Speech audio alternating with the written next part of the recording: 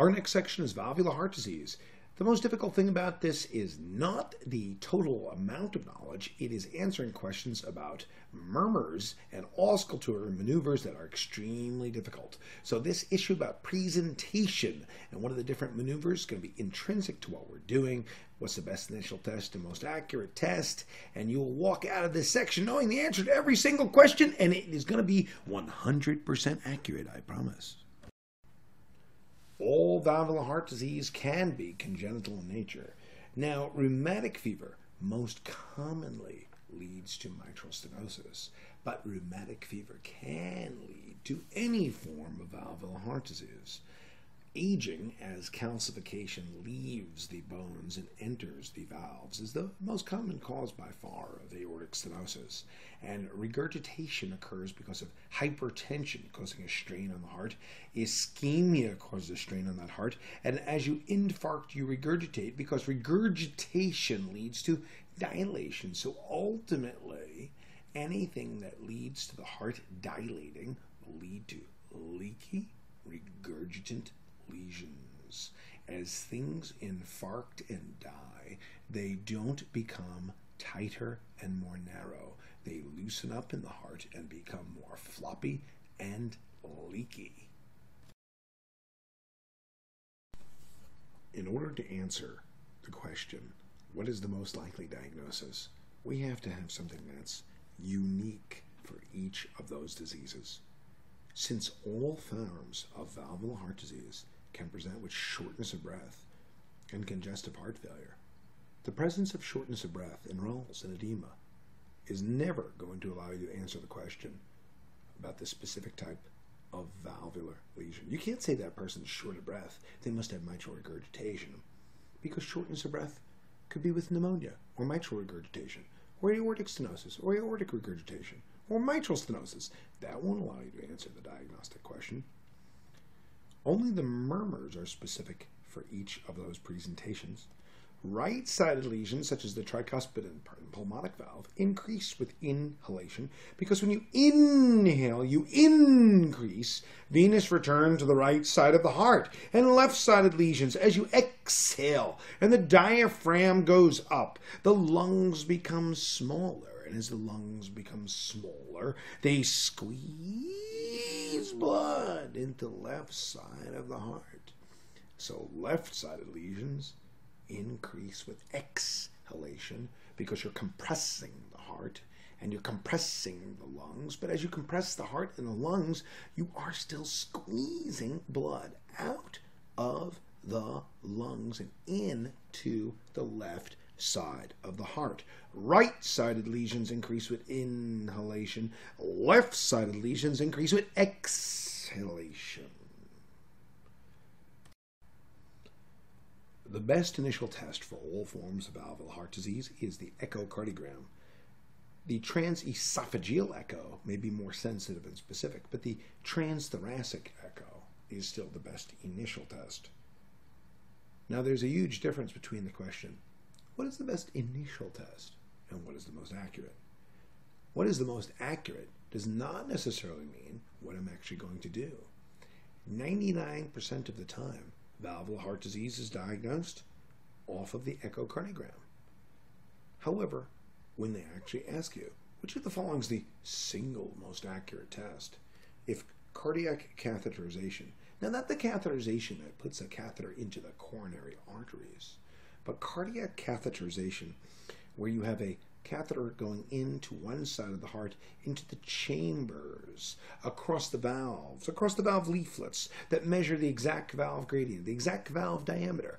The best initial test is the transthoracic echo. Transesophageal echo is more accurate, but the most accurate is catheterization because the valve pressures that you might hear of on a transthoracic, how did we know how it correlates? Because we're comparing it to cardiac catheterization, to left heart cath for the left-sided lesions, and right heart cath for the tricuspid and pulmonic valves. Now remember, you are not going to skip the transthoracic echo and go straight to the transesophageal echo. You're not going to skip the transthoracic. Transthoracic first, transesophageal better. cardiac catheterization, the single most accurate. It would be great if the EKG could give you specific diagnostic criteria for valvular heart disease, but it can't. There's nothing specific with valvular heart disease. You can see hypertrophies of things. You can see a biphasic P wave in V1 and V2. Biphasic P wave indicates left atrial hypertrophy. You can see P pulmonale, a big, huge, large P wave. That indicates right atrial hypertrophy. You can see hypertrophy of the chambers. You could see an S in V1 or 2 plus an R in V5 and 6 greater than 35 millimeters. And that greater than 35 millimeters would be left ventricular hypertrophy. But the EKG correlation with chamber hypertrophy is only about 50%. And you can't confirm the diagnosis from an EKG. It's simply not good enough. So where does that leave the test? Most of the time, it leaves it as one of those things we do, but is neither the best initial nor the most accurate. Not for valvular heart disease. For ischemic heart disease, it's always first. So that means for you, on step 2CK, the EKG is one of those answers that's in the choices, but it's never right, because it's not the best initial and not the most accurate. Not for detecting the presence of valvular heart disease. In many ways, the chest x-ray is similar to this. The chest x-ray is similar to this because it may show enlargement of the chambers, but the precise anatomic correlation is simply poor, and the x-ray is neither the best initial nor the most accurate test herself. That is for the echocardiogram. Since all forms of valvular heart disease can be associated with fluid overload, all of the forms of valvular heart disease could benefit from diuretics. Now, diuretics are largely symptomatic control. All valvular heart disease can cause congestive heart failure. All valvular heart disease can cause shortness of breath. Therefore, all valvular heart disease will benefit from diuretics. Now, that doesn't mean it'll delay progression. Diuretics don't delay progression of anything in the heart. They don't delay progression of congestive failure. They don't delay progression of regurgent or stenotic lesions. But they are a therapy used simply to decrease fluid overload. But medications alone can't improve the lesions, especially not stenotics. Stenotic lesions cannot be ultimately improved in terms of the progression of the disease by meds alone.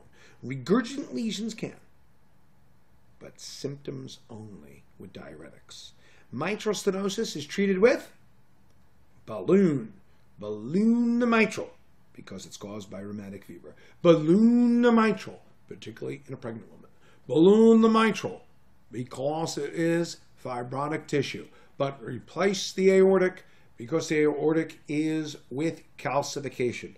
You can't balloon calcification. You have to replace the aortic and balloon the mitral, because you can't balloon calcium, but you balloon that fibrous tissue. The best initial therapy for regurgitant lesions is vasodilators. Now, what does a vasodilator mean to you?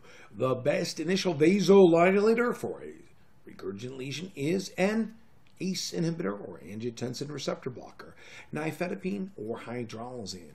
Now, if this was congestive heart failure alone from a weak muscle of the left ventricle, then ACE and ARBs are clearly superior to nifedipine and hydralazine. But for a regurgitant lesion, which simply needs vasodilation, the difference between them is pretty similar. As a matter of fact, it's so similar, you won't be asked to choose between them. Now, hydralazine has adverse effects such as lupus, such as a reflex tachycardia, such as the fact that it's difficult to take several times a day. But in terms of efficacy, they're all about the same. Now, when the valve dilates a lot, you have to replace it or repair it. Tighten it up. And those criteria are when the left ventricular end systolic diameter becomes too great, because you can't let it dilate it up. And how you tell if a regurgitant lesion dilates up is how empty can it get on contraction. If you can't contract that thing to being all the way empty, it's time to replace the valve. Because if the heart dilates up too much, if it dilates excessively, then you can't just replace the valves. You can't just replace the valve, because how do you grab those very separate parts of the heart? You got to replace it before it dilates up too much. Well, what does too much actually mean? Well, 55 millimeters in aortic regurgitation or 40 millimeters in mitral regurgitation. That's what it means to be too much. 55 for aortic and 40 for mitral. Because if the myocardium stretches too much, it won't be able to return to normal size and shape. Now, this too much thing is very difficult for a medical student. You're like, I understand what you mean by too much, but what does it mean too much? 55 millimeters of left ventricular end systolic diameter for aortic regurg and 40 millimeters for mitral regurgitation. In terms of assessing the ventricular size, we base it on the end systolic diameter because that's a measure of how strong the heart is. If the heart is strong, you can empty the heart. If the heart is not strong, you can't empty it. How do you know how much you can empty it? At the end of systole. In other words, if you can fill but you can't empty any of it, it's not a very strong heart. We look at the ejection fraction, and we look at the expansion of end systolic diameter to replace the valve. In other words, you can't wait until that end systolic diameter has grown enormously, because if it grows enormously, then you'll never be able to reverse it. So therefore, we are going to look to see whether the end systolic diameter goes above 55 millimeters for aortic regurg, 55 millimeters, 40 millimeters in mitral regurgitation.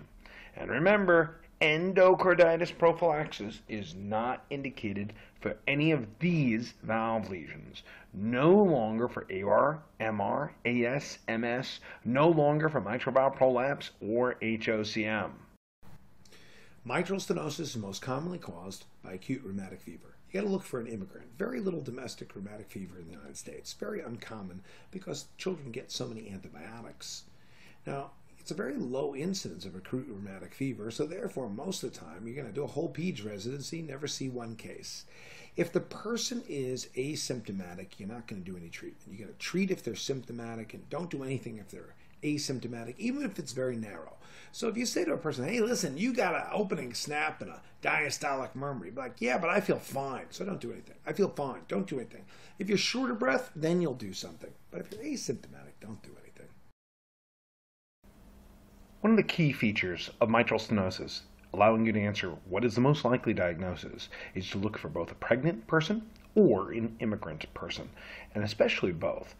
Now, step 2 of USMLE has to be able to give you significant clues. Therefore, if they don't give you the murmur, which shows an opening snap and a diastolic rumble, you look for that pregnancy, because in pregnancy there's a massive increase in plasma volume. This has to do with resetting the hypothalamic osmostat. In a normal person, you would shed off ADH at an osmolality of 280. But in a person who's pregnant, in order to increase the plasma volume, it continues to secrete ADH into the posterior pituitary. This 50% increase in plasma volume allows for the perfusion of the baby. In addition, for pregnancy, when you contract the uterus, it squeezes at least 500 milliliters extra into the central circulation. Most of our patients with mitral stenosis are immigrants to the United States, and immigrants for places where acute rheumatic fever is still common, it's still endemic, where people simply don't have the same level of access to antibiotics for pharyngitis. Shortness of breath and congestive failure is simply the root base upon which all valvular heart disease occurs. But you're going to have to say they have shortness of breath and congestive failure and dysphagia as the left atrium presses backwards on the esophagus and it squeezes your esophagus and causes an obstruction to your swallowing. And you're also going to get, you're going to get hoarseness. You're going to get hoarseness as your left atrium passes on your recurrent laryngeal nerve and it causes hoarseness in time for your atrial fibrillation, because it has the largest left atrium, so therefore it has the largest amount of stasis and the largest amount of atrial fibrillation, therefore the largest amount of strokes. And hemoptysis, because that backflow of blood into your lungs bursts the blood vessels, and we are going to be looking for a young adult person who is 25 or 30 or 36 years old, who had their rheumatic fever when they were 10 or 12, and now they're 36, and now you're like, oh man, why are you short of breath today? I don't know. Let me hear. Oh, click, click, click. Oh, I hear an opening snap. Are you hearing short of breath? Yes, I am. Are you having hoarseness and dysphagia? I don't know. Let me swallow. Oh, that sucked. Yep, you must have mitral stenosis. Ooh, if it isn't original artwork and the enlarged left atrium in mitral stenosis presses on that esophagus, causing the dysphagia. And there's the arrow with it pressing backwards. The unique physical findings of mitral stenosis is very straightforward. 200 years ago, it was an opening snap after the S2, and followed by a diastolic rumbling murmur. 200 years ago, it was squatting and leg raise, making it worse. Squatting squeezes the leg veins. When you squeeze the leg veins, it increases venous return to the heart. When you lift the legs up in the air, it increases venous return to the heart. It's that forward. More blood in the heart leads to more murmur. More venous return, more murmur, period. And here's a diagram showing the opening snap, and that extra bulge to the right is showing the beginnings of the murmur when it occurs. As mitral stenosis worsens, does the opening snap happen earlier, or does the opening snap happen later as mitral stenosis worsens? As mitral stenosis worsens, the opening snap happens earlier because left atrial pressure creates the opening snap. And as mitral stenosis worsens, left atrial pressure goes up.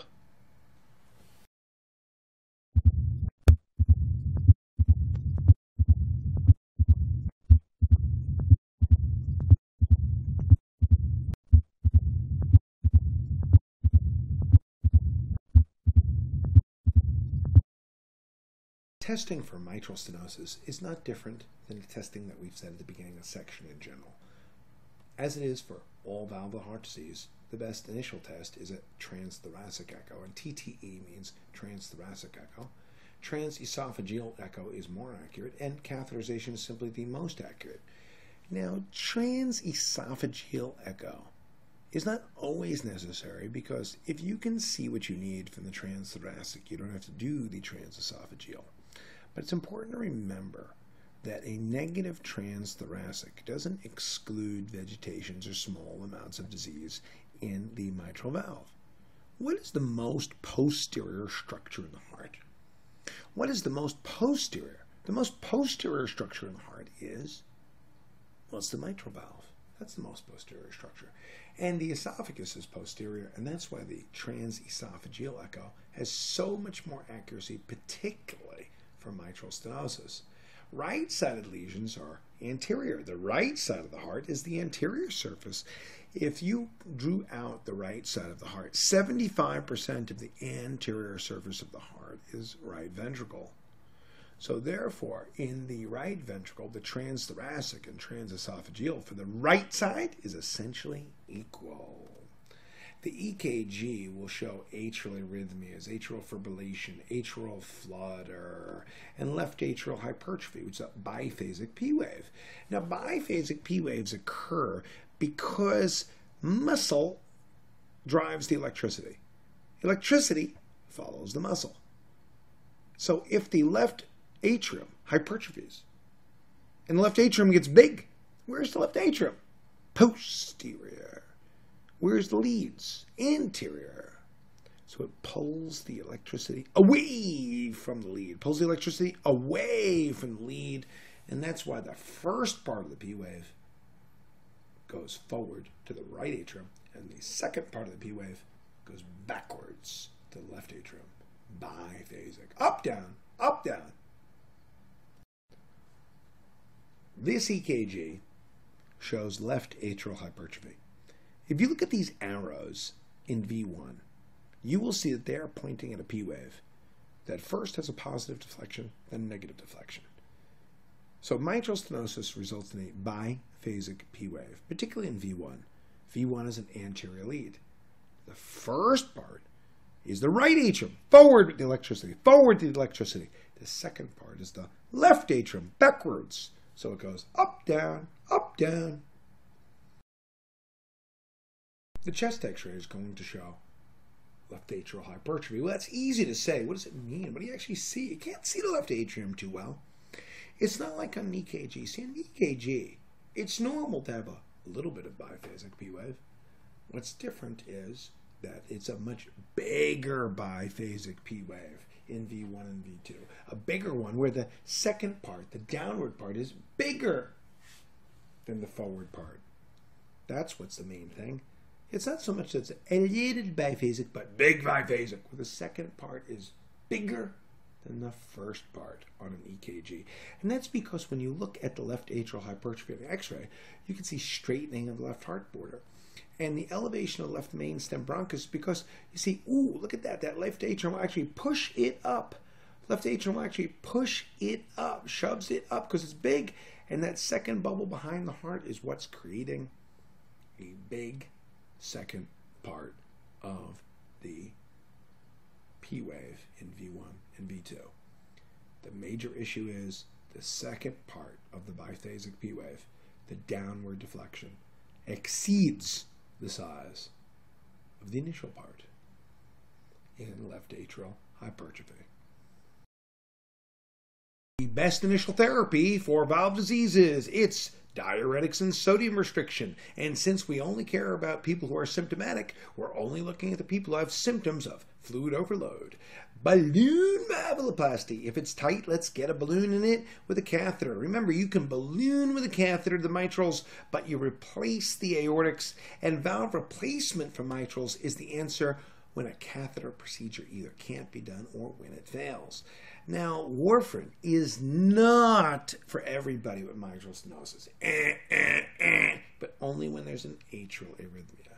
Now, you may be looking, if you're a sophisticated student, for the newer anticoagulants, dabigatran, rivaroxaban. But dabigatran and rivaroxaban are specifically indicated for non-valvular atrial fibrillation. And this is valvular atrial fibrillation. In addition, we're going to control that rate with any one of these drugs.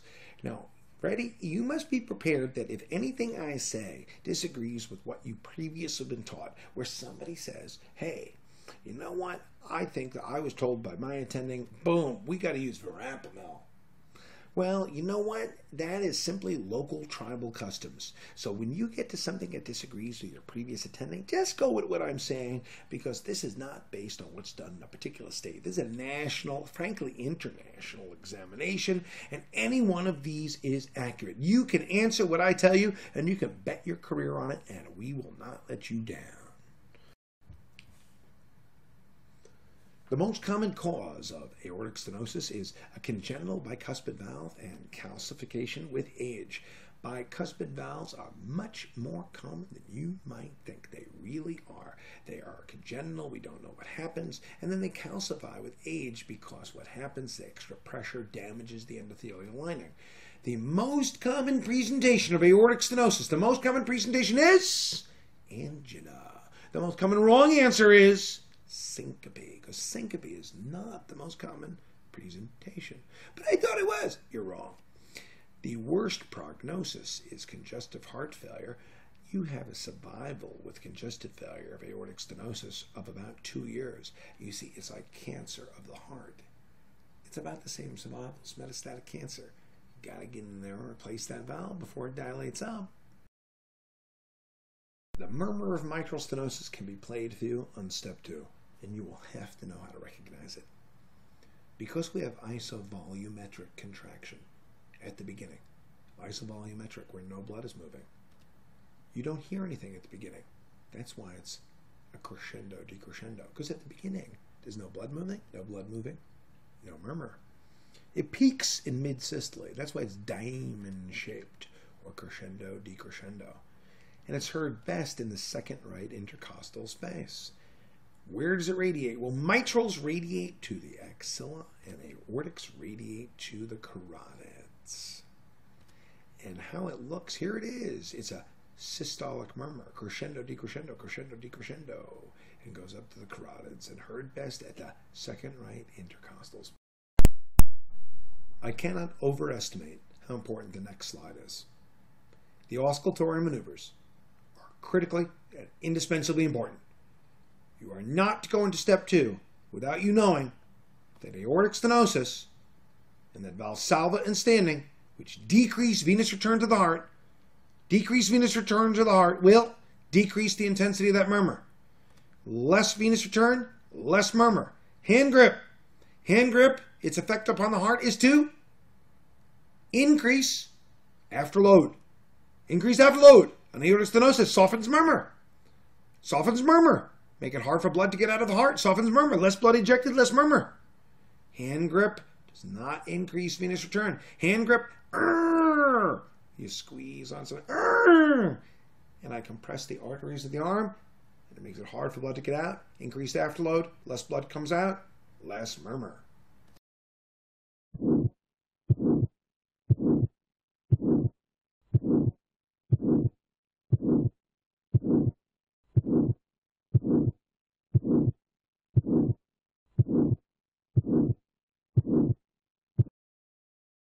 Diagnostic tests for aortic stenosis. Transthoracic echo, then a transesophageal, then a cardiac catheterization is the most accurate test, and a chest x-ray will show left ventricular hypertrophy as the heart works it and gets thicker and thicker and thicker, and then you'll have a larger heart as it goes beyond 50% of the transthoracic diameter, and the EKG will show left ventricular hypertrophy, with the S in V1 and the R wave in V5 being greater than 35 millimeters.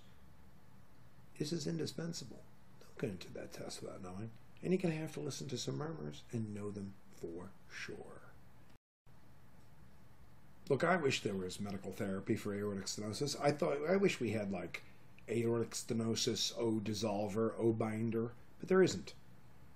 If you have shortness of breath from fluid overload, we can use some diuretics to try and decompress your lungs. But that's not going to treat your aortic stenosis. Not really. It's not getting rid of the aortic stenosis. Best initial therapy may be a diuretic, but the only truly effective therapy is to get rid of the valve. And even old people can tolerate, even 85 and 90-year-olds tolerate that aortic valve replacement fairly easily. Diuretics decrease the congestive failure, but they don't tolerate the volume depletion. They get lightheaded. Balloon valvuloplasty is simply not routine for aortic stenosis. And you can't balloon calcification. You've got to replace calcification.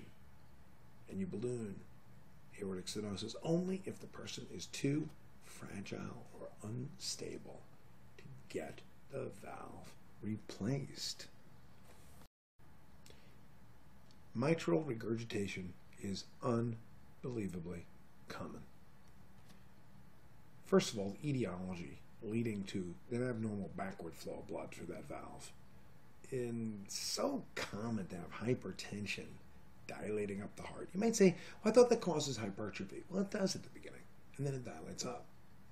Or endocarditis, making the valve leaky as it cooks that valve and burns through it, and then the valve just becomes leaky, which makes it dilate up some more. Now, papillary muscle rupture from myocardial infarction is a cause of acute mitral regurgitation. You acutely infarct, and the papillary muscle dies, and it's like the float in a parade getting loose by the ropes being cut. The most common cause is hypertension and infection and infarction, and infection and infection, and infection and infarction, and infarction and infection. And anything that dilates up the heart leads to mitral regurgitation, because the leaflets don't actually change in size. So when the heart itself widens, those leaflets have to separate. You can't get the diagnostic question by simply saying, let's look for a person who's short of breath. All the valvular heart diseases make you short of breath. But the unique finding is, boom, boom, boom, boom, pansystolic murmur.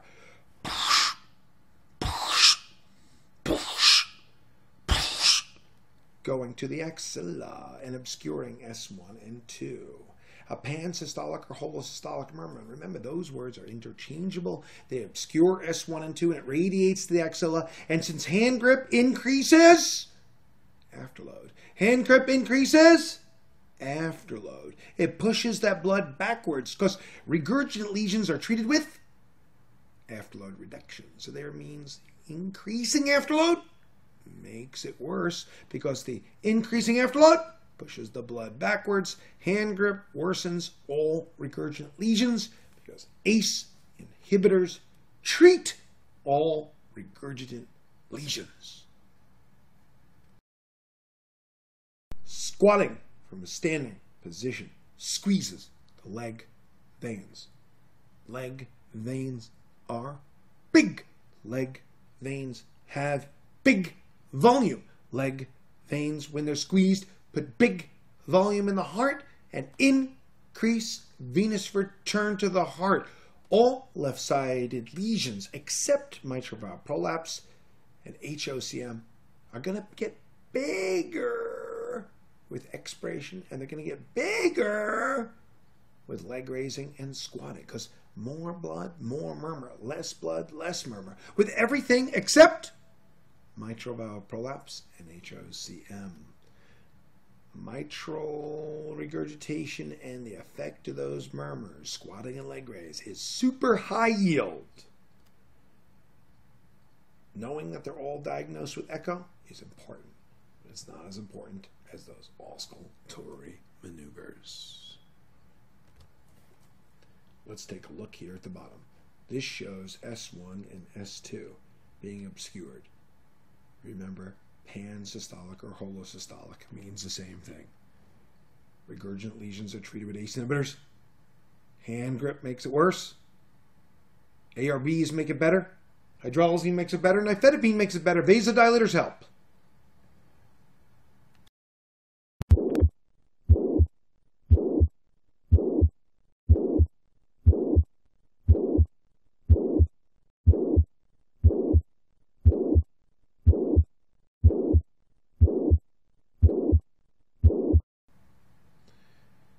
This is one of the most common questions for Step 2 CK. The best initial therapy for regurgitant lesions, even in the absence of symptoms, is vasodilator therapy. As you dilate the peripheral vasculature, it lowers the pressure in front of the heart. This makes it easier for blood to go forward. These are indispensable facts because they are frequently tested, because they are able to decrease the rate of progression of the disease. And digoxin and diuretics simply control symptoms, as they do for almost everything.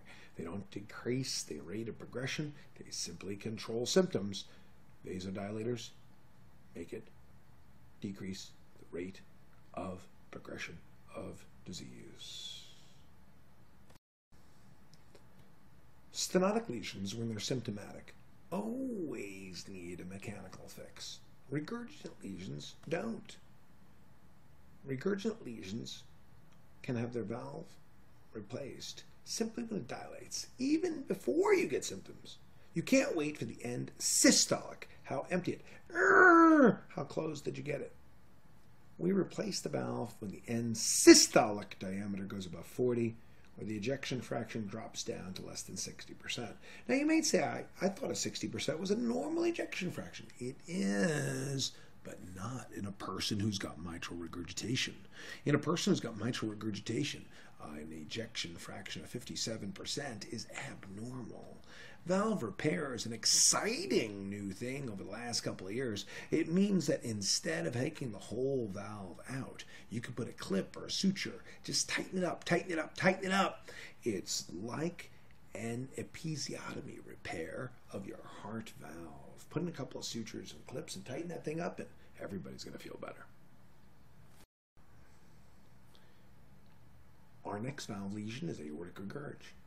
Now, the causes of aortic regurg are very similar to the mitral regurgitation, which is infarction or infection, anything that makes the heart or the aorta dilate, anything that kills off part of the heart makes the heart dilate, or hypertension, where the heart eventually gets tired and starts to dilate. Infection, endocarditis become a pretty rare disease, but if the valves are incompetent, they're going to regurgitate and dilate up the heart. Same as Marfan's or cystic medial necrosis or Ehlers-Danlos syndrome, or any of the things that might make the heart loose and floppy, make those leaflets loose and floppy, such as ankylosing spondylitis. Now, it's only 3 or 4%. And don't answer heart disease as the most common manifestation outside the axial spine of ankylosing spondylitis.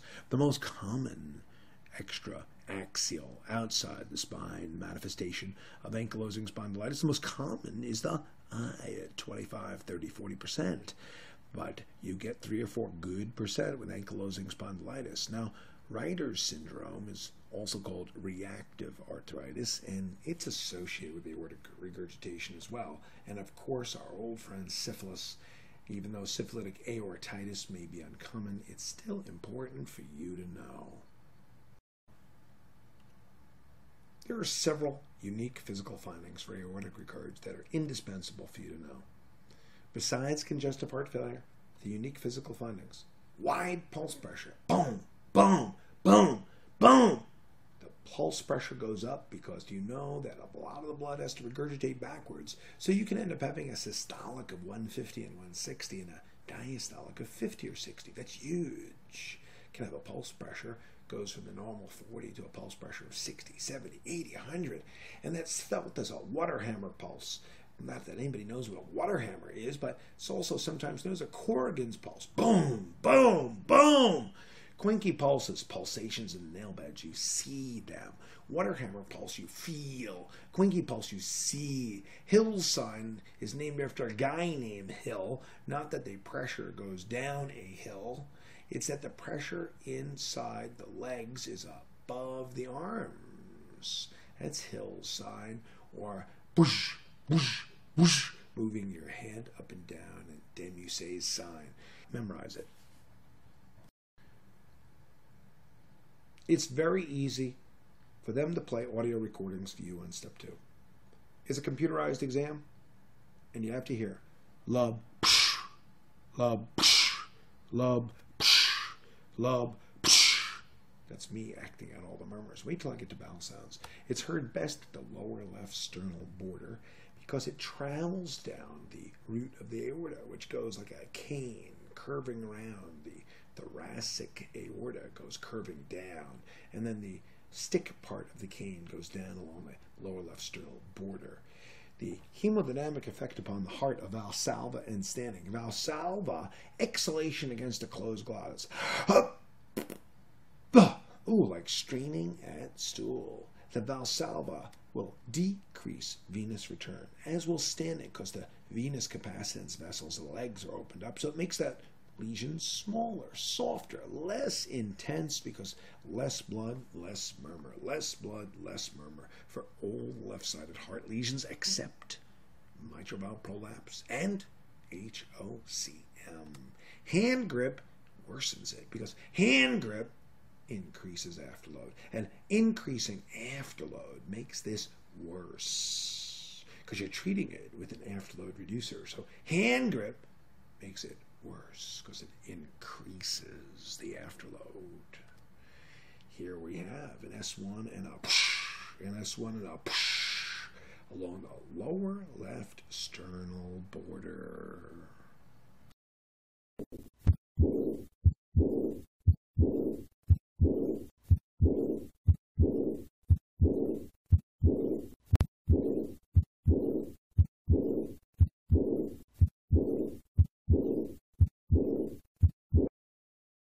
The diagnostic tests for aortic regurgitation start out with EKGs and X-rays, which show left ventricular hypertrophy. But remember, left ventricular hypertrophy is not any more specific here than it is with aortic stenosis.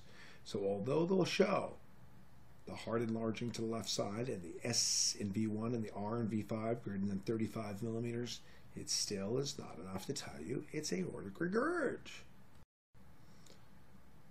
The treatment of aortic regurgitation, the best initial therapy, is afterload reduction, as vasodilators make it easier for blood to leave the heart.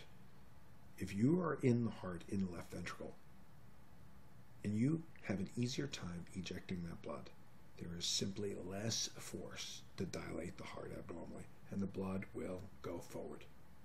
This is not only going to improve symptoms, it will definitely delay the progression of the disease. And although digoxin and diuretics can be used with severely symptomatic patients, they don't decrease the degree of the disease, they don't delay the progression of the disease. They might be helpful somewhat to decrease symptoms, but that's it. Because we don't want to wait for the lesion to dilate the heart too pathologically, we are going to replace that lesion, or we're going to repair it. First of all, acutely with acute valve rupture, for sure, right away. But in chronic disease, if the ejection fraction reduces under 55%, or the end systolic diameter goes above 55 millimeters, you're going to replace the valve. Replace the valve at 55. Ejection fraction coming down. It's hard for people to understand, but I thought that 55 was still the lower limit of normal. It is, but you know, if you're regurgitant, your ejection fraction will be 60 and 70. That's why under 55 is bad. Replace the valve. Despite the fact that mitral valve prolapse is extremely common, it is essentially a normal anatomic variant in 2 to 5% of the population. That's why it's indispensable to understand that when you see a little prolapse, particularly in women, it is not to be treated unless there's symptoms. Marfan's and Ehlers-Danlos, which make all connective tissue loose and floppy, can definitely have mitral valve prolapse.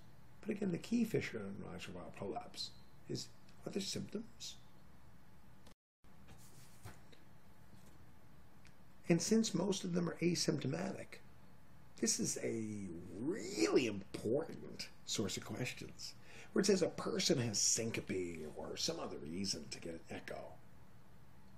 And they have this problem or some other problem. They get an echo and they say, it reports mitral valve prolapse. You say to the patient, hey, are you having any atypical chest pain? And they go, no. Are you having any chest pain? No. Are you having any palpitations? No. They say, well, are you having any anxiety? Well, even if there was just anxiety, you're not going to do anything about the heart valve just for anxiety. You treat it if there's pain or palpitations, atypical chest pain or palpitations. And it's hard for people to understand. Hey, listen, there's valve regurgitation. How come you're not symptomatic for congestive failure? It's a matter of degree. The amount of regurgitation is not enough to result in shortness of breath, and that's why you don't have to treat it. Now, what's unique about the murmur of mitral valve prolapse? Well, there's a couple things. One, a mid-systolic click is quite unique. And that mid-systolic click is followed by a murmur, click-murmur syndrome, click-murmur syndrome. And the murmur is the murmur of mitral regurgitation. Now, let's get to the unique features. Mitral valve prolapse gets worse when the heart is smaller, because the smaller the heart is, the worsening the prolapsing valve, because the valve prolapse means your valve is simply too big and floppy for the size of your heart. It's like a size small heart wearing an extra large valve, and it goes floppy, floppy, floppy. So anything that makes the heart smaller, such as Valsalva, decreases venous return to the heart, or standing decreases venous return to the heart, will worsen the murmur of mitral valve prolapse. And anything that increases the size of the heart, anything that increases venous return, anything that prevents the heart from emptying, increased return, decreased emptying, will make it better. Increased return, squatting. Decreased emptying, hand grip, makes it better.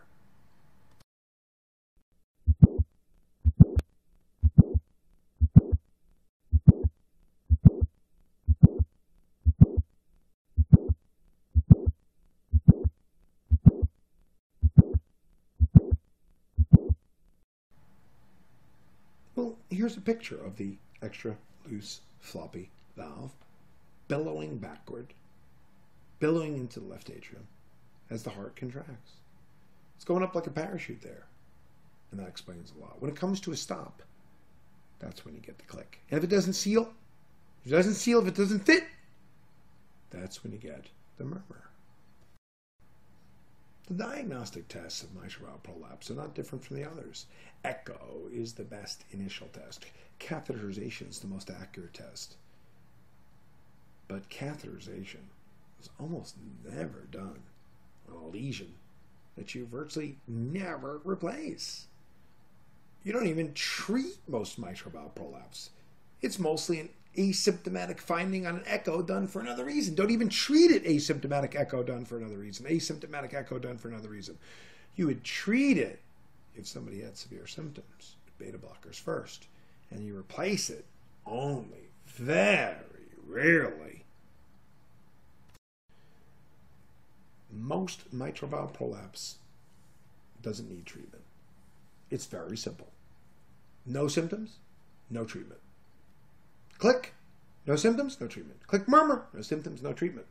Abnormal echo, no symptoms, no treatment. Oh, pain, palpitations. The best initial therapy is beta blockers, but only when there's symptoms. Valve repair is almost never needed. Valve repair with a catheter to clip or tighten those valves, to stitch them together, tighten the leaflets. The surgical repair is rare, rare, rare. But endocarditis prophylaxis is never. You're having all your teeth removed? You don't need prophylaxis. You're having bloody procedures? You don't need prophylaxis. Not even if there's a click? No, not even if there's a click. Not even if there's a click and a murmur? Not even if there's a click and a murmur. The answer for endocarditis prophylaxis from mitral valve prolapse, no matter what procedure you're doing, is always no.